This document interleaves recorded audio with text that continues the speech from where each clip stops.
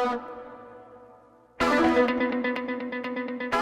right, folks, don't worry. I'm back behind the What's Right microphone, Tuesday, December 2nd. All right. I know I've been out for the week. Forgive me. A week and a day, to be precise. Was recuperating, as I do this time of year. We always go down to the South Caribbean, a place called Barbados. We go there every year.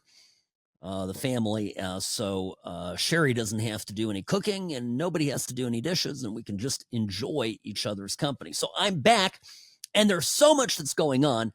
Let me just preface everything with this overarching observation.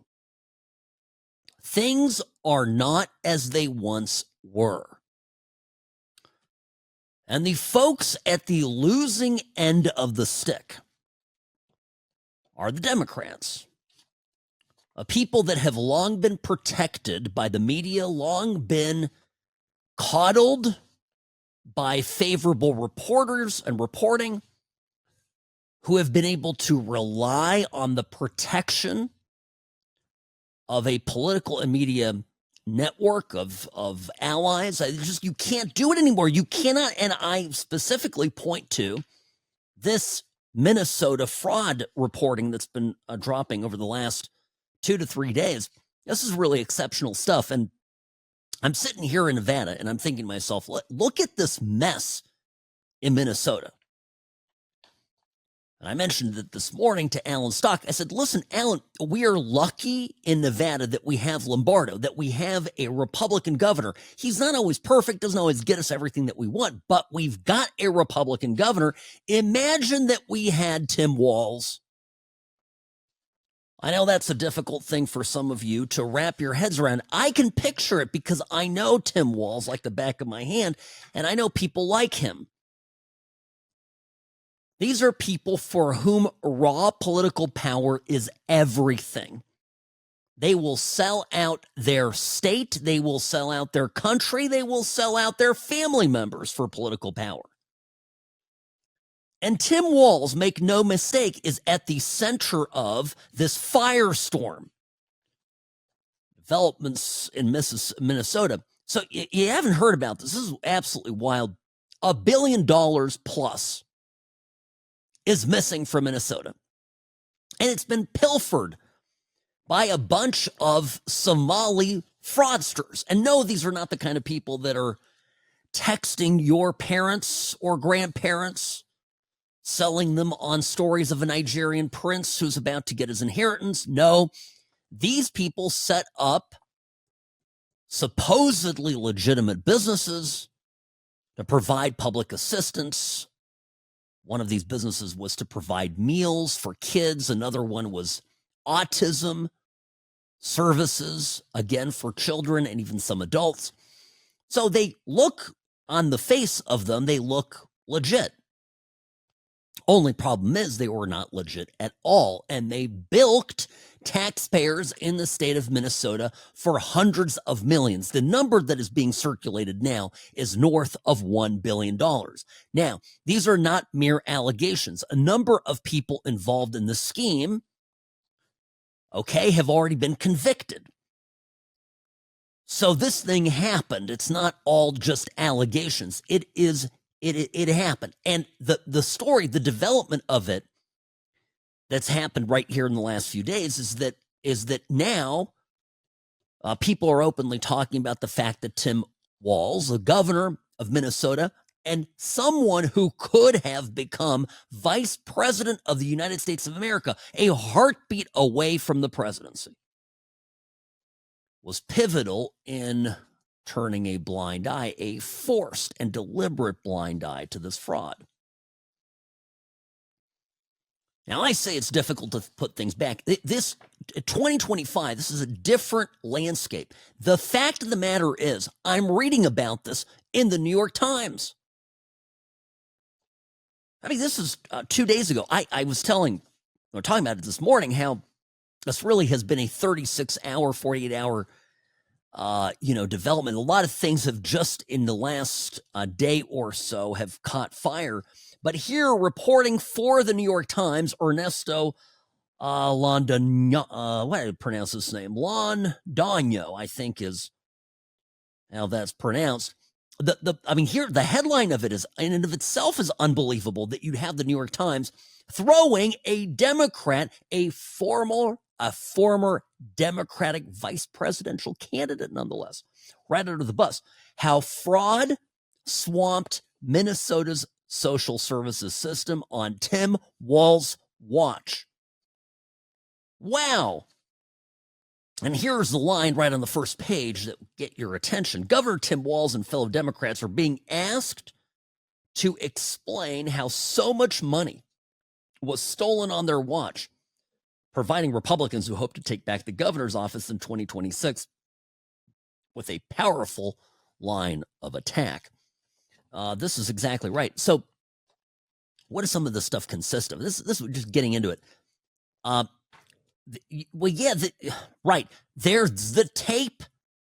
The tape is, there was a long meeting with people that were orchestrating this fraud, a meeting with the Attorney General of Minnesota, Keith Ellison. Now, Ellison is, this is important to say, is not just a local politician. I mean, he used to be a congressman. And Keith Ellison was a congressman until, I think, 2017. In 2017, he almost became the head of the DNC. This is a guy with national political aspirations in his own right. So the thing you've got to know here is that this guy is a seasoned political player. And he apparently has been pivotal in protecting all these fraudsters, helping them out, taking vast sums of money from them, of course, by way of political donations, essentially allowing them to operate as the chief law enforcement officer of the state, meanwhile raking in the dough from them. This is a scandal of epic proportion. Oh, and it goes all the way up to Walz because, of course, on tape, and this has since come out since the New York Times piece, on tape, Ellison admitting as much that Walz doesn't like this either. Listen, this is provided by the American Experiment. They exclusively got this audio, and by all accounts, it's 100% accurate and a true version of what occurred in this one particular meeting. Have a listen. This has my attention. I'm extremely frustrated by it, but we are in the middle of a battle with the agencies now. And I can tell you this, Walz agrees with me that this piddly, stupid stuff running small people out of business is terrible. But it's the piddly little stuff running people out of business is terrible. By the way, he's referring to tens of millions of dollars being paid to an entity here that was not doing what it was supposed to be doing. They're pocketing the dough. But Tim Walz agrees. Here's how it continues. Problem of it's the problem of, it's the classic problem. If he's here and this guy here is giving these businesses a hard time, these folks somehow say, hey, they're picking on me. And he's like, oh, us? No, we're not. And so it's this back and forth. So now what we got to do is make it clear that this guy has got to stop it, right? But it's the problem. But he knows that there's a lot of unfair, discriminatory stuff going on with East African businesses. Oh, I know it. It's these department heads, like Julia, it's discrimination. You know it, and she says we're going to stop doing it. But I don't believe it until you tell me they've stopped doing it.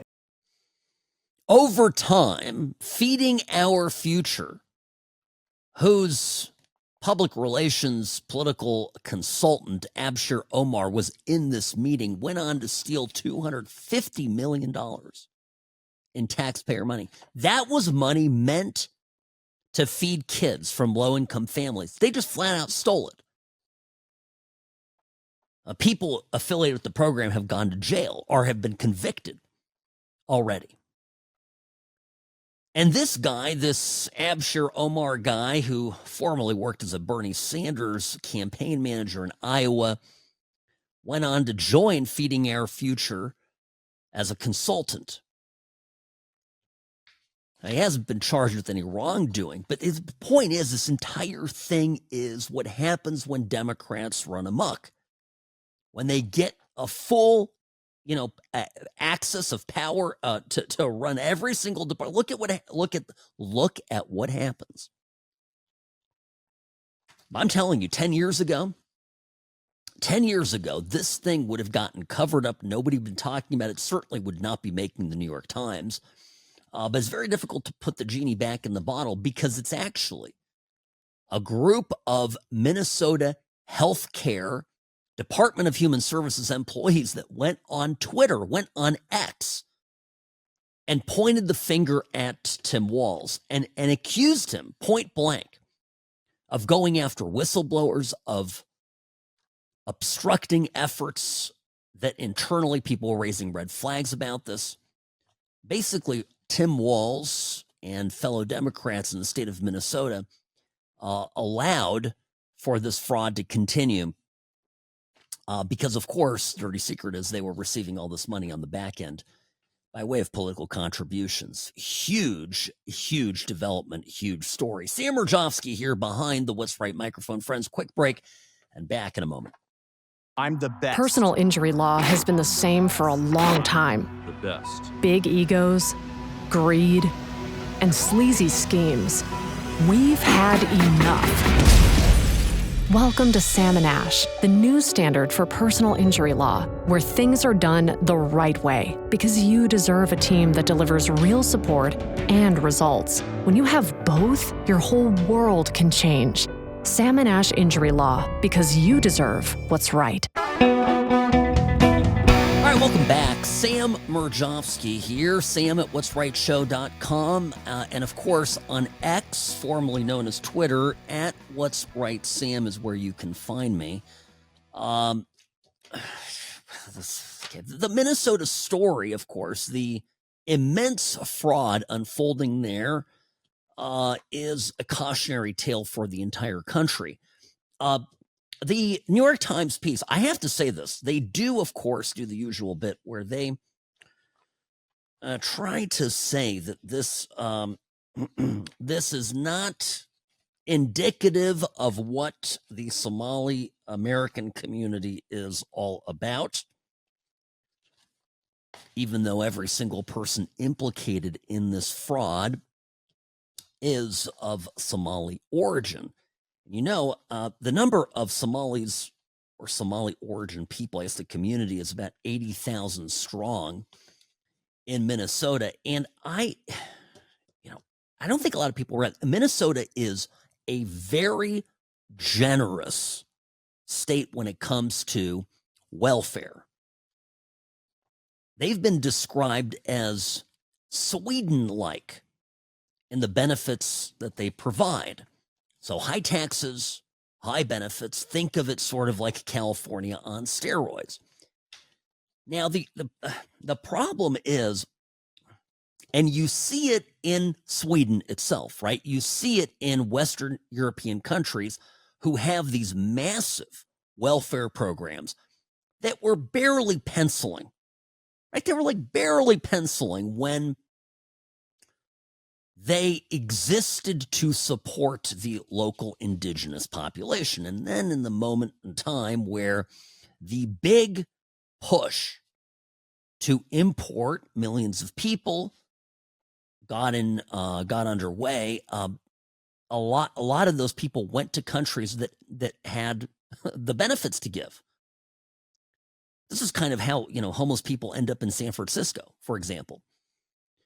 San Francisco pays so much in support that people migrate there. They come there, and it's a terrible thing to say, but it is known among people that if you're down on your luck, you go to San Francisco, and they'll write you not a check necessarily, give you a lot of stuff. And this is the same problem with, and I've said this before, with the immigration policy of a country, any country, certainly us, ought to be to welcome immigrants who want to contribute. And if you start to see immigrants coming to a country or a particular state, county, or city for the express purposes of milking the welfare system there because it's so generous, you've got a problem with the mix of immigrants coming into the country, no? Why would we want to import more takers? Every mouth to feed is a cost. There's ones and zeros. There are numbers that matter, right? And eventually the burden becomes too immense. And that is assuming that people are just applying for welfare for themselves. It didn't even count with this organized fraud.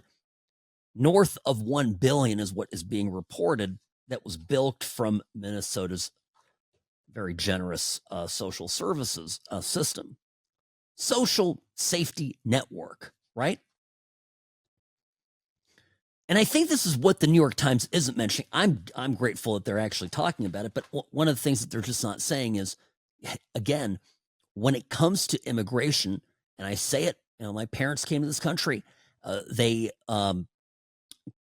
came here to work, didn't take any public support ever, paid their taxes, and make the argument all day long. People like my parents coming to the country are a good thing. They integrate, learn the language, contribute, and grow the economy. But this kind of stuff, this is absolutely shocking. Now, here's why I think you get a lot of pandering for this community as a whole, because they're exercising the Somalians in Minnesota. You saw this with the race for mayor in Minneapolis. Jacob Frey barely defeated the Somali-born opponent that he had, but Frey had to prostrate himself to the Somali community and delivered speeches. In fact, and it just was wild stuff. Anyway, you hear the amount of political power there hinges on the donations that flow to the party. And in the tape, I played the first part of it just before the break. There's a tape of the Attorney General, Keith Ellison, speaking to a representative of Feeding Our Future, which is this charity that bilked $250 million, from the state of Minnesota. Keith Ellison talking about how the people that are coming forward as whistleblowers, that are making accusations, how they need to be pressured to stop. If you listen carefully, you're actually listening to the top law enforcement officer of the state of Minnesota talking to the representative of now a known crime syndicate, saying, you've got some accusers, you've got some people getting in your way. We really need to find a way to pressure them to not do that anymore. And just send me the names of all these folks who are just hung up and like hanging on by a thread and probably ain't gonna survive unless they get their money soon.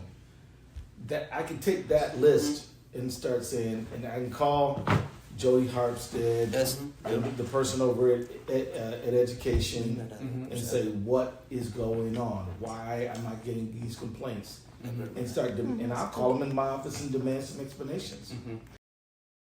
I'm going to use my office to benefit you.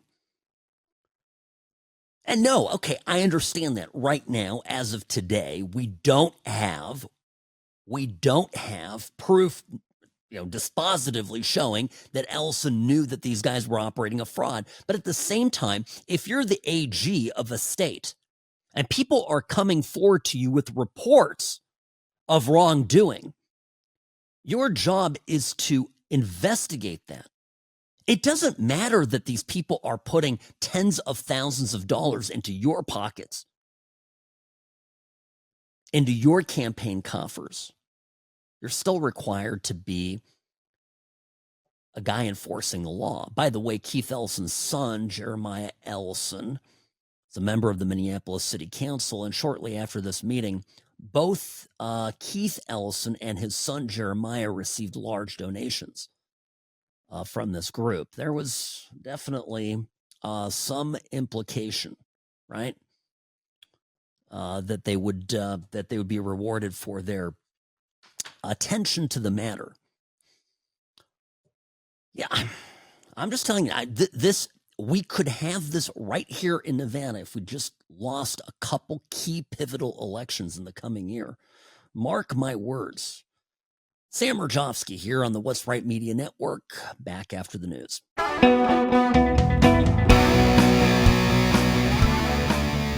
All right, friends, welcome to the What's Right show. Brief word about Sam and Ash injury law.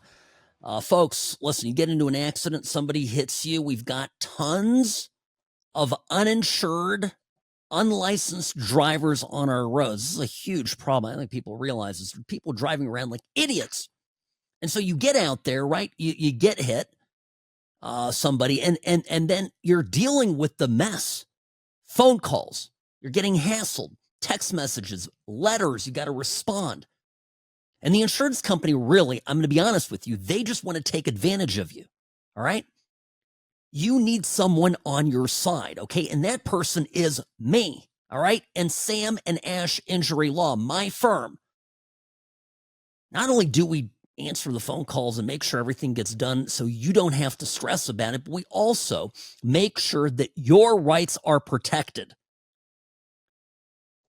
Okay, don't show up to, what do they say, that saying about don't showing up to a gunfight with a knife, right? It's the same idea. Going against the insurance company. They know all the tricks and they will take advantage of you. Mark my words. I've spoken to a number of people who tried to do it on their own. One person just earlier today who had a bad lawyer, was not happy with his lawyer. He was actually looking at losing money at the end of his case. Said, no, don't do that. Here's the path forward. I explained in his case how we could turn it around. So very easy to do. Please, for the love of everything that's good, do not go at this on your own if you've been hurt. 800-304-2000. Sam and Ash Injury Law. Offices in Nevada and California. 1-800-304-2000, because you deserve what's right. Now, speaking of uninsured drivers, this is I love this. This is an interesting proposition, a proposal from a gal here in Las Vegas running. Oh, wait a minute. Let's see. Hold on a second.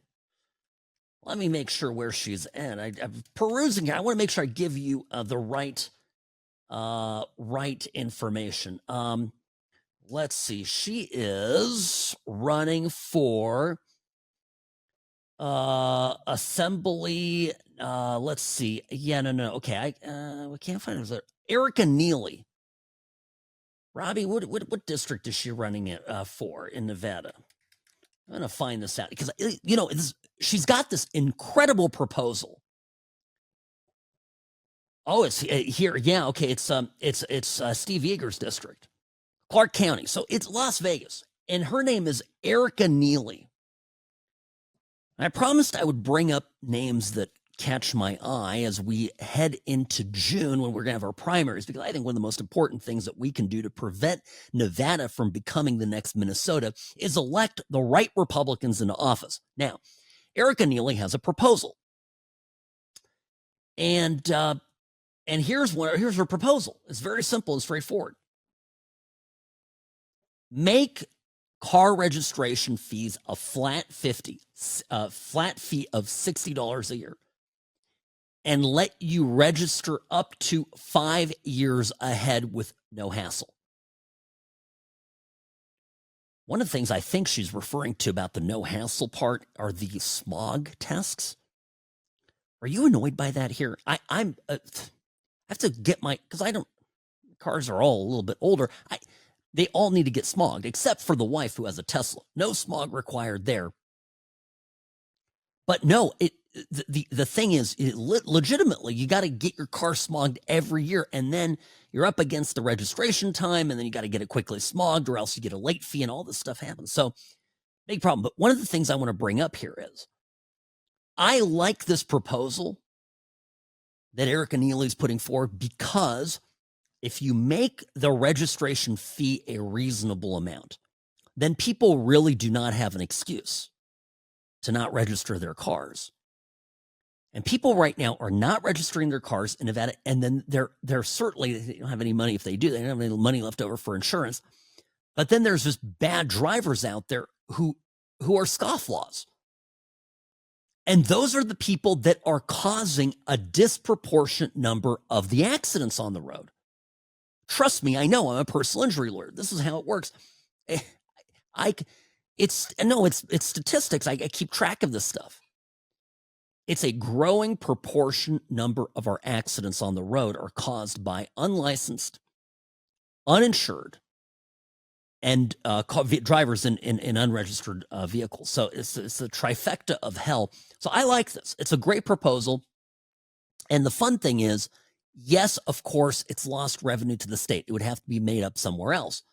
The lost revenue number is about, 50, 55 million or so annually. Not a small number. They'd have to figure out how to make it up. But hear me out on this. The very same people that are screaming against his proposal 2 weeks ago were perfectly willing to give away 1.8 billion with the B, billion in state tax revenue to out-of-state studios. So you guys need to sit this one out. I like it, and I like that Republicans are coming up with ideas to help people. This is what gets the job done.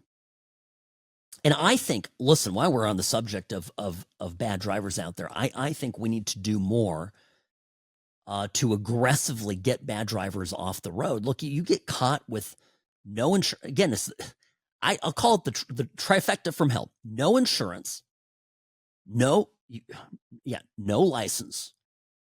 You have no registration or expired registration. What the hell? I mean, straight to jail.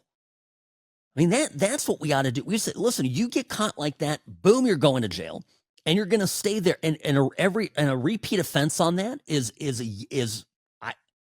some significant portion of time. It's not about the money. It's not about the revenue. It's about knowing that you're a good driver and being able to demonstrate that you have skin in the game.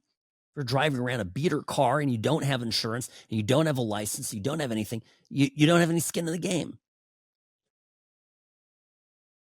By the way, this is another facet of the Minnesota story. This has nothing to do with the social services fraud, but Trump just threw down the gauntlet to Minnesota saying, you guys are putting out, you have an enormous amount of illegal immigrant drivers that are getting these commercial driver's licenses.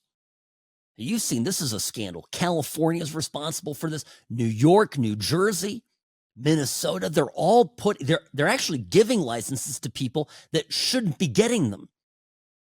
And because they have a perverse incentive in counting illegal immigrants and legitimizing them, protecting them, sanctuary state policies, et cetera, they're making it easier for these people to qualify for a type of permit that is actually quite difficult to get. I mean, you can kill somebody with a car. You can really do a lot more damage with a big rig. So this is just some of the things that this is common sense. And this is, Robbie, I think this is a 70-30 issue, right? 80-20 maybe. I don't ever run into anybody that goes, oh, yeah, we need more unlicensed drivers or unqualified drivers on the road. Well, people just don't do that. So this is good. But yeah, the Trump administration's all over it. Now, I have a question for you. What do you think? What do you make of the Kash Patel, the FBI jacket story? I have a take on this that I haven't seen anywhere. But you know what I'm talking about here? This is Kash Patel. I've got it here somewhere in my stack. Okay, well, Kash Patel, it was reported when he flew out to Utah on the FBI jet, right? He's the FBI director. There's a FBI jet. The FBI director is required to travel on it. Everybody who's been, Ray used it, right? Before him, Comey used it. He got the FBI jet. So he goes out there, he flies out And allegedly, Patel threw a fit because he didn't have an FBI jacket to wear for the press conference. And then it was a women's jacket and didn't have the patches on it or whatever. You know my take on it? My take, I'm telling you, I would not be surprised for 1 minute if some guy that was in charge of putting that jacket on the plane for him or whatever deliberately didn't put it there. You have no idea how much sabotage the Trump administration is facing from within. I mean, we've all worked at a job. I know I have, certainly, a job where some people don't like you. For me, I can remember exactly. I worked for a lawyer, my second law firm that I worked at. I got the job when I was 22. Most of the people there were probably the average age was maybe 38, 40. So I was very young, and I was brought in as a manager of people that were my parents' age in some cases. And they did not like it. And that was a challenge, which I overcame and eventually won them over. But the point of the story is it's very awkward when you're surrounded by people that hate you at work, who instead of helping you, or at least not helping you, but being indifferent, actively work to sabotage you. I've experienced that. Now imagine that happens at scale. I'm just saying, to me, this story actually reads as protocol is for him to have the jacket, and they deliberately put a lady's jacket there. That's all they had for him, and the setup was already there. He was going to wear a lady's jacket, and that was going to be it. So, by the way, same stuff going on with Hegseth right now. Have you noticed this? Hegseth. Well, let me take a quick break, because this has to do with bombing the narcos. We're going out there, the boats, the guys are in little swift boats. John Kerry at the helm. Just kidding. They're in the swift boats. They're little speed boats. They've loaded to the gills with drugs that kill.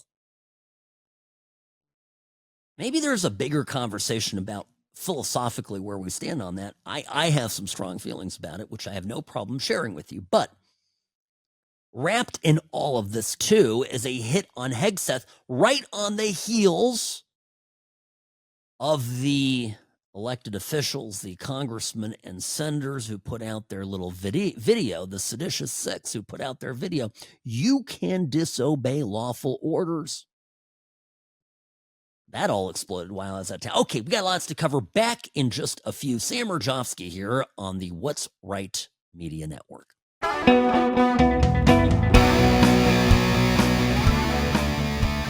Hi, welcome back. Sam Mirejovsky here on the What's Right Media Network. What's Right show brought to you by Sam and Ash Injury Law, the only law firm you need if you're hurt, injured, or otherwise need an attorney. 800-304-2000 is the phone number.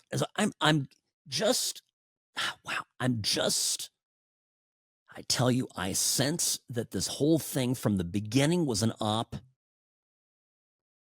If you look at it, if you look at the arc here, the storyline of how the Democrats have seeded this. Now, you've seen in the last few days this shrill cacophony of complaint about Pete Hegseth ordering these strikes on these narco terror boats. And I guess the issue being is that there was a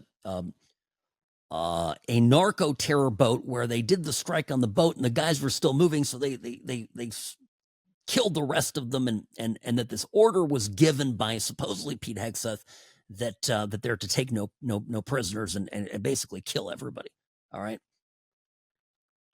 Now, I read the original story and it was sold to me. Mind you, I'm surveilling this sort of, with half of my attention. I'm on vacation, but I'm still consuming media and consuming the news, and I found this all very interesting. And I'm looking at this and I'm going, well, wait a minute. First of all, I sort of comically, since I was in the Caribbean, I thought of the Dead Men Tell No Tales, from the pirates' ride. So I mean, okay, I get it. Another part of me then immediately goes to, and so what? And so what? In a far better way than I ever could, there was a very, very long tweet, which he later, I think, turned into an op-ed. Hugh Hewitt wrote about this. He's my constitutional law professor, so, I was not his best student, but I can tell you that if anybody knows his constitution, it's Hugh. And his sort of take on it also was, and so what? I was within his rights, I mean, it's not illegal, and you go through. It doesn't matter. You go through our laws. You go through the Constitution. You go through the military code. You go through international agreements. I mean, you go through all of it, and there's really there's nothing here, even if it was done, that was illegal. But the whole brouhaha happened after the seditious six. The congressmen and senators got together, put out their little video saying, you can disobey lawful orders. Mark Kelly's gotten himself all entwined in this. And we'll get to that issue in a moment, but it just seems to me like this whole thing is intended now to create some kind of a basis to then investigate the Trump administration for war crimes. And yes, the Democrats, would do this. Yes, they will do it if they get themselves back in power following the midterm election. That's why the midterms are so important. Now, what do I want to see with these narco-terrorists? I fundamentally changed my opinion about this over the years. I grew up in the 80s. In the 80s and early 90s, when I was in the sixth grade, I went through the DARE program. DARE to keep, kids off drugs. And that was, Nancy Reagan. We had the war on drugs. And we put people in jail for enormous jail terms just for the possession of narcotics. And as I became an older, an adult, and I started thinking about it some more, I thought, this is maybe just an incredible waste of resources. I mean, what the hell is this? We're putting people in prison for these life sentences for, maybe dealing a little bit of drugs. What's the big deal? And the realization that I've come to now as I walk around my office in downtown Las Vegas, and I see these people doing the fentanyl lean, where they're like leaning off to the side and they actually look like they're going to keel over. And I listen to the heart-wrenching stories of parents who've lost kids, good kids, right? Not kids went to one party. They tried a little bit of marijuana. Maybe they dabbed a little bit of coke, stuff that normally wouldn't kill them, but there's fentanyl in it. And fentanyl has changed the game. What used to be a recreational thing, I never have done coke, fair disclosure, never tried it, never will try it. But what 20 years ago would be something that you could try, and again, probably would not kill you, now carries a reasonable chance of sudden death. And people are dying of this.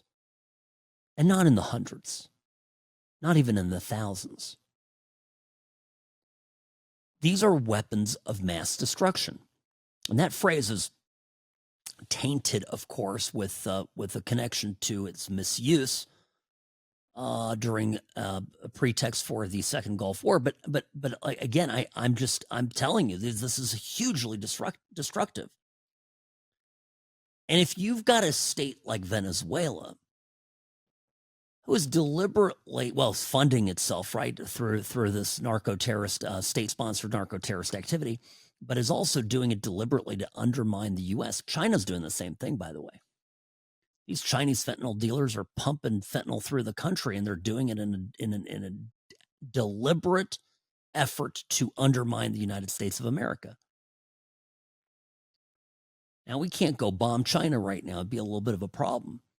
So Trump is choosing to make an example of a weaker country.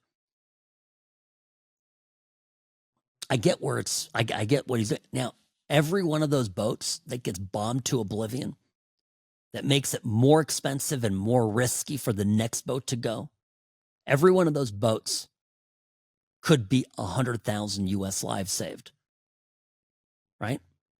And I'm always going to be on the side of saving Americans over narco-terrorists. That's just where I'm at.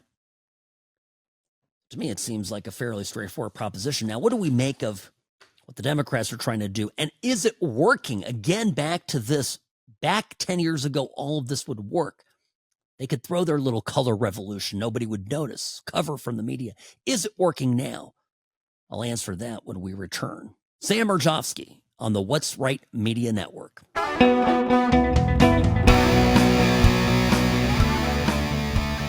Rarely wrong, always right. Sam Mirejovsky here behind the What's Right microphone. Greetings, friends. Welcome back to the program. Sam at what'srightshow.com is where you can reach me, at What's Right Sam on X, formerly known as Twitter. Now, here's what I'm getting at. Another source drawing the distinctions here for what this is just a absolute firestorm now that the left is trying to whip up. Frenzy surrounding Pete Hegseth and what commands he gave or did not give to the service members responsible for, I guess, machine gunning, killing members of a narco-terrorist boat that was already allegedly incapacitated in one of these strikes. So everybody's saying, like, you can't go after, you can't sink them, you can't sink them. They're already in distress, they're giving up, they put their hands up, that's it. Jim Hansen is the president of a defense company called WorldStat. He's a chief strategist for Middle East, for the Middle East Forum. He wrote, "I've taught the laws of armed conflict to U.S. and multi-allied troops. It's comical to have online experts inform me." And he talks about a few things. And these are all things that he says are wrong. The laws of war do not apply to killing terrorists because Congress didn't declare war. That's wrong. You can't make a second strike at a boat you're sinking because there might be wounded aboard. That's wrong. It is murder to kill designated terrorists. That's also wrong. And it's interesting to hear from the same people that carried water for Obama, who carried out many, many drone strikes, including on, famously, some Americans, now lecture Trump, Hegseth, and the world about what is happening to these narco-terrorists as being highly unethical and illegal. Now, I think that this criticism now, it's twofold. Number one, obviously, the left is distracting from the horrific attack on the two National Guardsmen in Washington, D.C., and it's linked, folks, directly to the failures of the Biden administration to properly vet these people coming from Afghanistan. It's a separate topic, and we'll get to it here in a little bit, but that is such a black mark on the Biden administration and on that entire episode. And again, going back to the Afghanistan withdrawal, how it was executed, how it was done, and the aftermath. And so, the Democrats are just, okay, how do we reclaim again the spotlight? And what they're trying to do, what the Democrats are trying to do, folks, I know this, they've broken up the year between now and the midterm elections next November. They've broken the year up into 1 and 2, maybe 1.5 week segments, and they are determined to occupy the space of conversation for each of those segments with some story that is bad for Republicans. Is it part of a grand strategy? Could be in some cases. But is it really designed to suck all the oxygen out of the room? To make Trump look bad, to make Republicans look bad? Yes. And every so-called conservative that carries water for this is a clown, including George Will, who wrote an opinion piece in the Washington Post today. It published, let's see, about 2 o'clock Eastern. So this is a couple hours ago. Yeah, I'll just say it's not good. I was reading it here during the break. Defense Secretary Pete Hegseth seems to be a war criminal. Without a war, an interesting achievement. Seems to be. I think it's a pretty strong accusation to call somebody a war criminal in the sense of couch it in defensible, in the type of language you can wiggle out of in a court of law. Seems to be. Shares an anecdote about a German submarine captain who ordered the killing of a French crew. Felt that their survival would prevent the German boat from escaping detection. This is not what terrorism is, okay? It's not people flying the Venezuelan flag. It's not the Venezuelan Navy. And under Joe Biden, speaking of, not only were we importing all sorts of terrorists into the country, but we opened our borders to these people coming in and killing us, poisoning us with drugs, and taking over neighborhoods, places within the U.S., and then denying it, right? The media tried to deny it. Now, Hegseth, by the way, the New York Times, I now have to, 2 compliments to the New York Times. The New York Times published a piece that actually defended Hegseth. Hegseth ordered a lethal attack, but not the killing of survivors. And each official said, this is what the New York Times is saying, each official said that Mr. Hegseth's directive did not specifically address what should happen if a first missile turned out not to fully accomplish all those other things, right? And his order was not a response to surveillance footage showing that at least 2 people on the boat survived the first blast. But that's the state of things now. The New York Times, it's gone so far, the left has gone so far that the New York Times is starting to be reasonable. Now, why? Because somewhere, someplace, somebody at the New York Times, and they've done it at CNN, CBS News hired Barry Weiss, they've realized that by lying repeatedly to the American people and having these lies be exposed as dramatically as they were, particularly in the last 4 years, where the lies against Trump became so monumental, the lies defending Joe Biden became so indefensible, the media lost all of its remaining credibility. Rebuilding that is going to be tricky. And in a sense, the Democrats and their friends in the media overplayed their hand. They were determined to stop Trump. They were determined to go after him with everything that they had. And they were willing to give up their own credibility in the process. The ends justified the means, as they said themselves, and pursued that strategy. The problem is that Trump won. We look back at a history arc sometime in the future, go back to the 2024 election. It may be one of the most pivotal breaking points in our country, far more important than Trump's 2016 victory. It may well turn out that the 4 years of Biden, where Biden was asleep or unconscious or whatever the hell he was, sitting there, laying there in the White House, eating his ice cream cones, with a lid on a schedule starting at 3:34, whenever it was, right? He was gone, walked in maybe late morning, walked out late afternoon, and whoever was running it, that they absolutely broke every law, every norm, every sense of propriety to target Trump, their political adversary, to target Trump's people, and at the same time wreak such devastation on the country. Open borders, crime off the charts, drugs, death, misery everywhere, inflation rampant.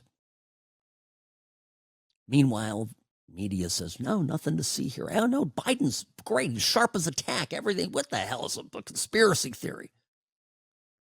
Now they got to dig themselves out of this hole. But there's a bigger point, too. Now they have gone so far. They've cried wolf so many times. Nobody takes them seriously. And there's nobody to cover for them. And that's the problem that Mark Kelly ran into. That's the problem that every one of the 6 elected officials that were on that video saying, oh, you can disobey your orders. And then they try to, well, you're just coming after us because this is politics. Not so fast. This is where they just can't get away with the same thing that they used to be able to. They've run out of credibility in the bank, right?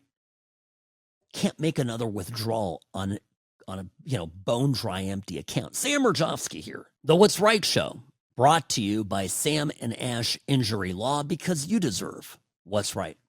The Sam and Ash team, they wanted me to have the best care. They had my interests at heart. I have an enormous amount of gratitude. I cannot say enough thank you.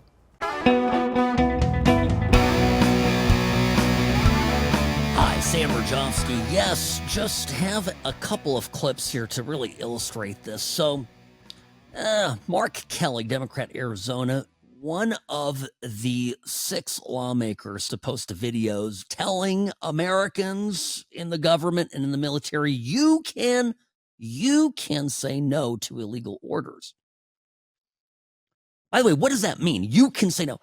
It's an implication, right, that people are inside the government being given illegal orders by Trump.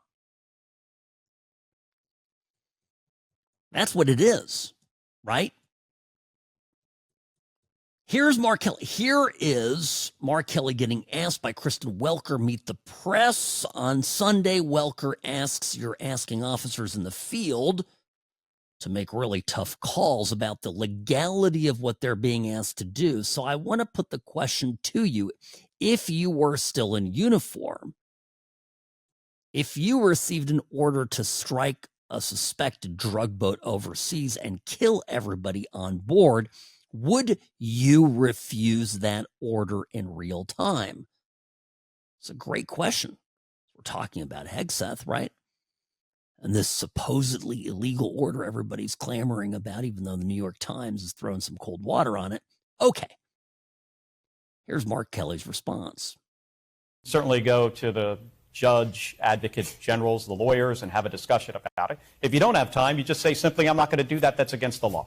It puts a lot of burden on the troops to make a decision in real time. It puts a tremendous amount of burden on officers in the military, but that is their responsibility, and they can figure out, a reasonable person can tell something that is legal and something that is illegal. So would you refuse these specific orders to strike drug boats if you were still in uniform? Well, the difference between the initial strike and what is being reported, as a second strike, and those things are different. I think this administration has tied themselves in knots, the explanations that we have received on how this is all legal. This is absolute bunk.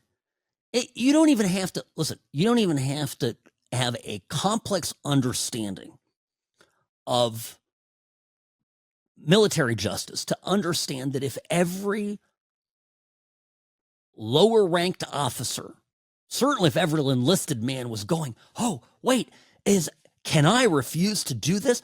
Excuse me, sir, I do not believe this is a lawful command. We are going to wait. I mean, can you imagine having a military like this? Okay, I'm asking. And since George Will is bringing up, I didn't get to this part of the article, basically saying, well, yes, these people were ultimately tried at the Nuremberg trials, these captains and whatnot, that sunk or killed people during World War II that had already given up, on the Allied side. Germans doing this. I mean, I don't know if the enlisted men were on the boats were tried at Nuremberg. Maybe the captain was. This is wild stuff. The entire chain of command would break. But this is what they want. This is what Mark Kelly wants. He wants chaos. He wants to thwart Trump's ability to do things that, by the way, the Democrats know is wildly successful. We want narco-terrorists to be dispatched. You know why we want it? Because we fundamentally understand that every one of those drug boats that goes down and sinks to the bottom of the ocean, together with the folks, the nice people there, the kind-hearted, big-hearted future Maryland men, probably, according to Democrats, would just turn them into Abrego Garcia, Kilmar Abrego Garcia. Same thing, right? He's a suspected human trafficker, bad guy, gangbanger. They made a national hero out of him. Well, I just bring that up because that's what we've got here. The Democrats are on the side of the drug dealers. And Trump and the Trump administration is on the side of the American people. This is just wild stuff to me. Oh, but the interview continues. Fear not. Here is what Kelly adds to Kristen Welker. It's actually this is where we're getting into some seditious type of behavior. My concern is with the service members, that we're gonna put these individuals in a really, really tough decision, in a tough place. And they may find out, down the road that they did something that is illegal. It is not fair to them. He wants them fearing the wrath of the Democrats when they come to power. 1-2 punch with Hakeem Jeffries, promising to investigate the hell out of his political prosecutions once Trump's term is over. When you couple this with what Mark Kelly's saying, you can really see how this is a problem. It's a direct threat to people in the military. We'll come prosecute you. Trump's not going to be in office forever. He can't protect you forever. We'll come prosecute you. They're saying this to ICE agents, too. And one thing that should be clear to all of these Republican extremists and sycophants and the people who are either actively involved in corruption, violating the law, engaged in extrajudicial activity, is that the statute of limitations for any crimes being committed now are 5 years. It will extend well beyond the end of the Trump administration. There it is. And by the way, these Democrats are going, but you've seen the kind of lawfare that we can put out there. See what we did to Trump. See what we did to the J6ers. See what we did to Peter Navarro? We'll do that to you. We'll come after you with the full force of the government. We will do that. Don't you worry about it. Again, it's 3 years. Forget the midterms for a minute, right? Even though they're important. Trump's got 3 years on the clock. A lot of power as chief executive. He's got to wield it as much as is humanly possible. Otherwise, this whole thing is for nothing. Yeah, you saw the Pete Hegseth threatening Mark Kelly with bringing in. Was in the military. I think he's on reserve status, right, Robbie? Forgive me if I don't know this exactly. But he's threatening to bring him back, call him in, reactivate him, and court-martial him. Can you imagine this? A sitting senator getting court-martialed. Put him in the brig. He can Zoom call his votes and it's I don't know. It's unprecedented, right? But the idea is that any no service member, particularly not a decorated officer, he can't go in and sow this kind of seditious stuff that undermines the chain of command and the president of the United States. Politics is one thing. This is getting into being an actual legitimate disruption of the way our armed forces work. Just absolutely wild. Okay. I got to get into some polling here.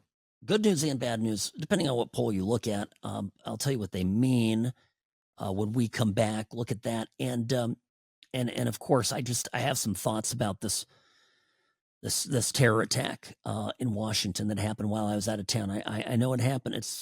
Investigation is still ongoing, but I have some thoughts on this, so I definitely want to do that when we come back. Sam Mirejovsky here.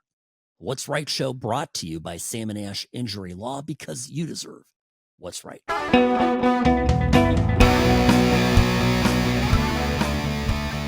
Making radio great again. Sam Mirejovsky here on the What's Right Media Network. Greetings, friends. Back from my absence, getting warmed up, back in the groove of being behind the What's Right microphone. Sam at what'srightshow.com, at What's Right Sam on X, formerly known as Twitter. Some polls here for Trump, kind of all over the map. Yesterday on CNN, Harry Enton got into Trump's approval numbers. This is CNN polling, obviously. So taking that with a grain of salt. Bad news for Trump. This is what Harry Enton had to say. January, Donald Trump's net approval rating, not too bad, not too great. It was at -1 point, right within the margin of error, breaking even. But look at this now.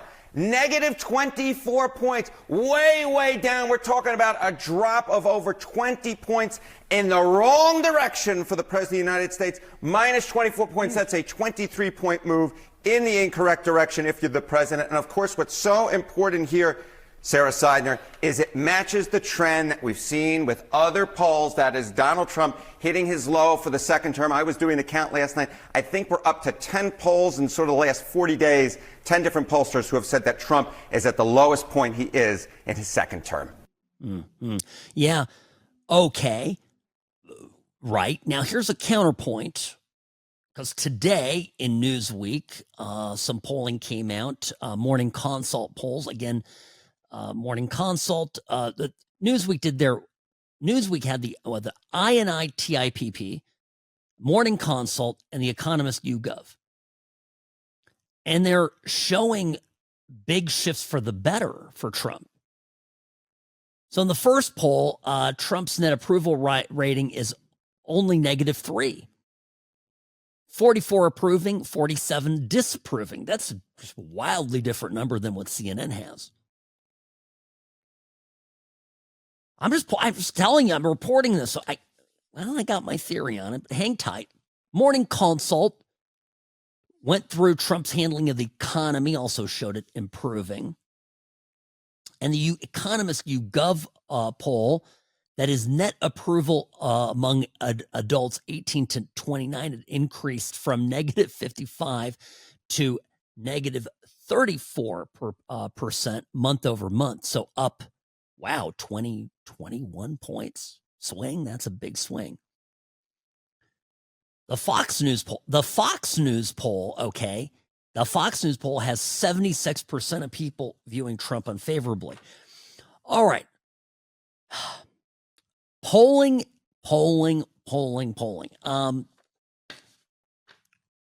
Trump could be doing better.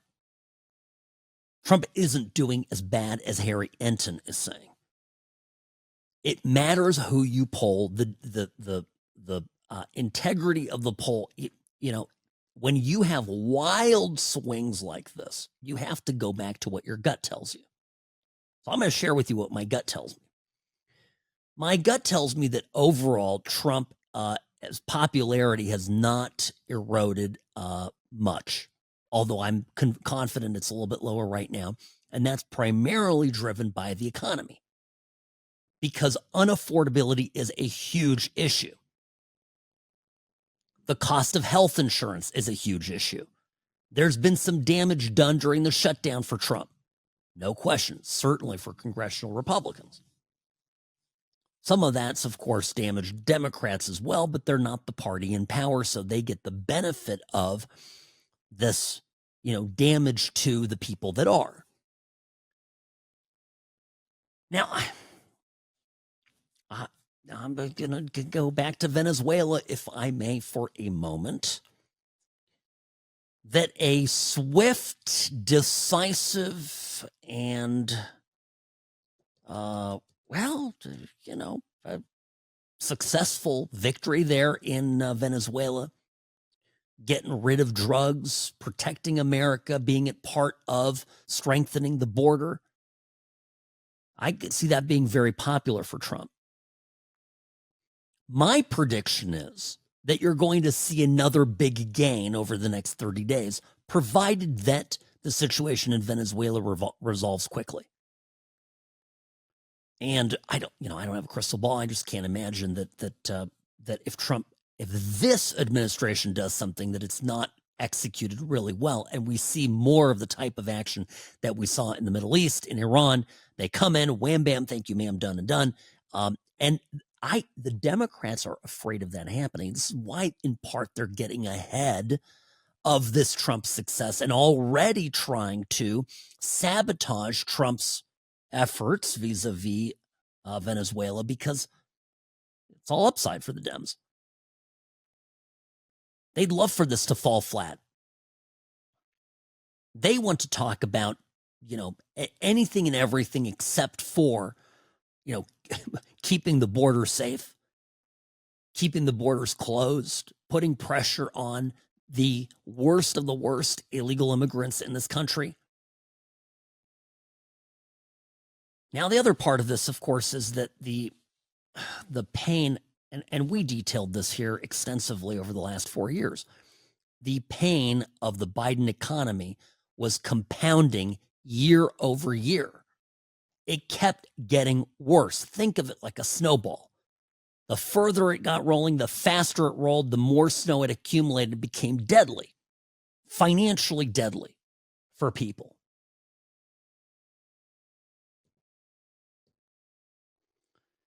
I think some of the realities of the Biden economy are catching up with people, and optimism from having Trump in office and doing his stuff is only so much, right? The realities on the ground are the realities we got to deal with, and prices. Look, you can do what you can to fight inflation, but on the flip side, having 7% mortgages is a disaster. So, that's an issue. Now, what do I think? I'm telling you that well, hey, let me get to Harry Enton here, because it gets into that saying about the political reality and the timeline and the midterms.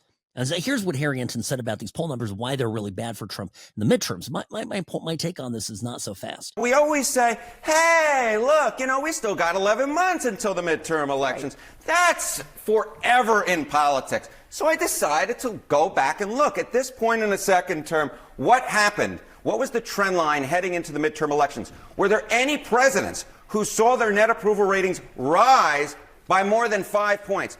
Well, guess what, Sarah Sider? You go all the way back since Harry S. Truman. 0 out of 8 times did the president's net approval rating rise by over 5 points. And, of course, Donald Trump, right now in Gallup, minus 24 points. He's in the minus teens according to the average. If he does not see a rise of more than 5 points, see you later, that Republican majority. It has never happened. Of course, we live in such a weird time in politics. Who knows? We live in a weird time, but he's going to have to break history, Sarah Sider. Traditional rules of politics, they don't all apply to Trump. There's always that little asterisk, because he's just defied so many kind of standard predictions and past, expectations of how things go. So Trump is a norm breaker. That's one thing.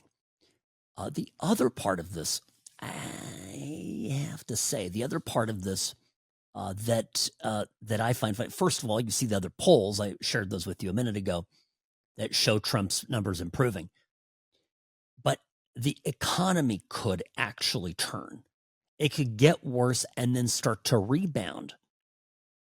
And this is why the Democrats are so hell-bent on destructing the economy in any way, shape, and form they can.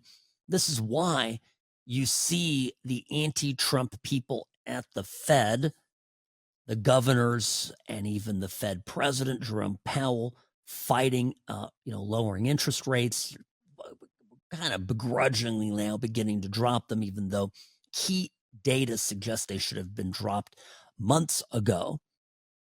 You see this kind of fight. The shutdown, the prolonged shutdown. We're told repeatedly this is going to hurt the economy. It's going to hurt. And the Democrats are there. Yeah, but we got to do this for politics, and they said it. They said those words. Yeah, it's bringing pain to people. Yeah, it's bringing pain to the economy. Yeah, it's going to hurt the country. We don't care because we're fighting, because we've got to fight. We got to win, and we got to go up against Trump. And behind the scenes, the stuff that they weren't saying publicly is, if we tank the economy, so be it. It's a win for us in 2026.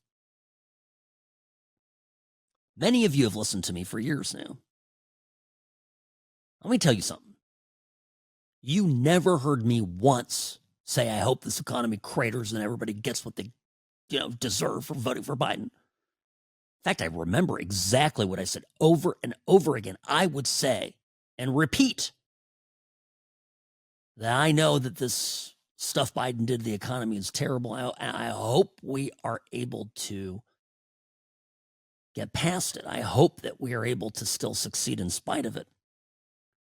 I care more about America than cheap political victories. I hope I'm wrong, is what I would say. I hope I'm wrong. So I have to say, but you won't hear a single Democrat saying that. They're all rooting against Trump. They want us all to be miserable and to fail and to come apart just so they can have their victory. Same way Tim Walz and Keith Ellison have no problem selling Minnesotans down the river just so they can keep getting their tens of thousands, hundreds of thousands, millions of political contributions every year. Gross. Absolutely gross. Sam Mirejovsky here behind the What's Right microphone. Be right back.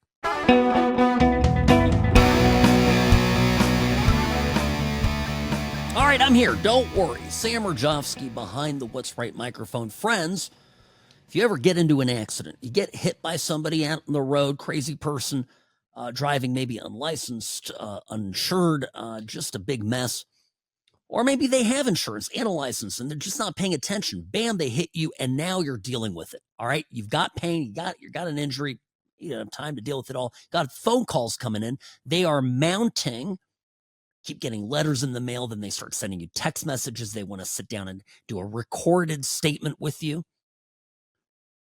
And you're going, oh my gosh, I don't have time for this. And the biggest thing is you realize you don't know what you're supposed to tell them and what you're not supposed to tell them.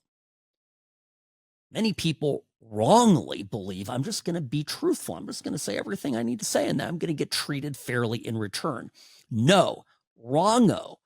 The insurance company will take your kindness and your honesty and use it against you. You need somebody protecting you through this and also taking care of the administration of handling a claim. You don't want to be burdened with those phone calls.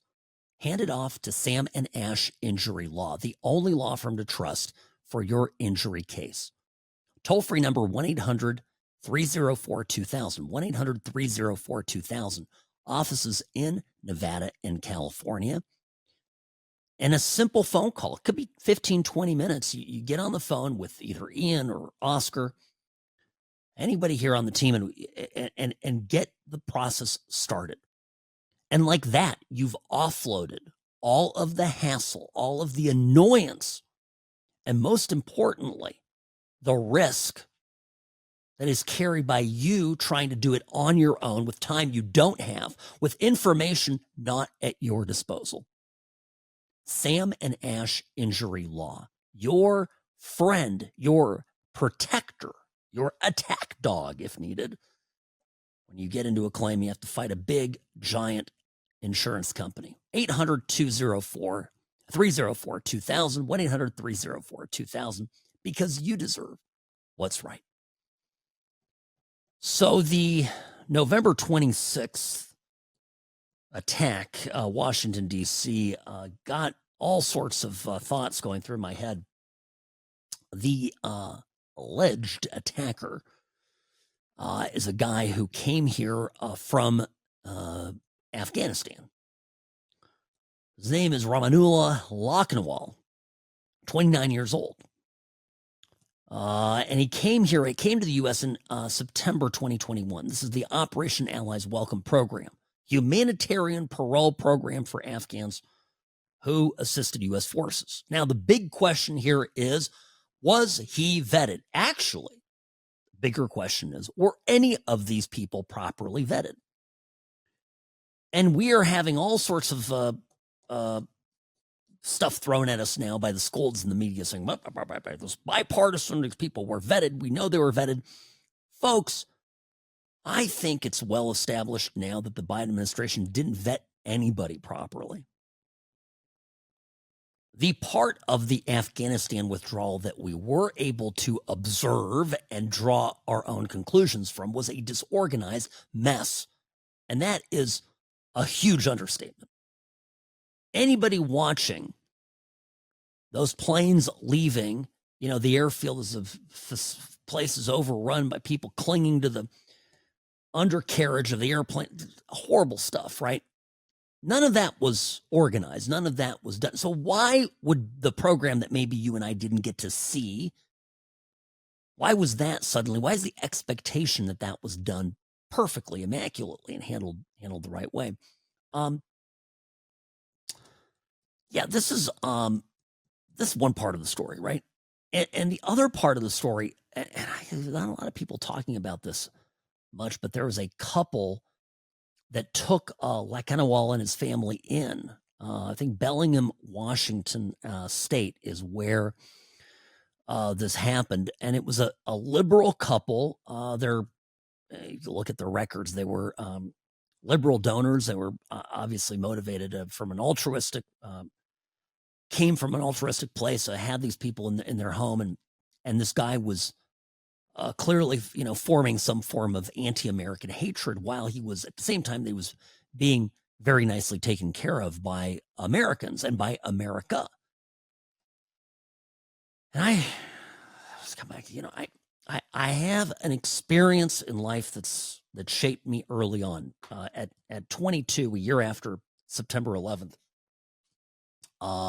a guy that we knew quite well from Irvine, California, went on to commit a terror attack.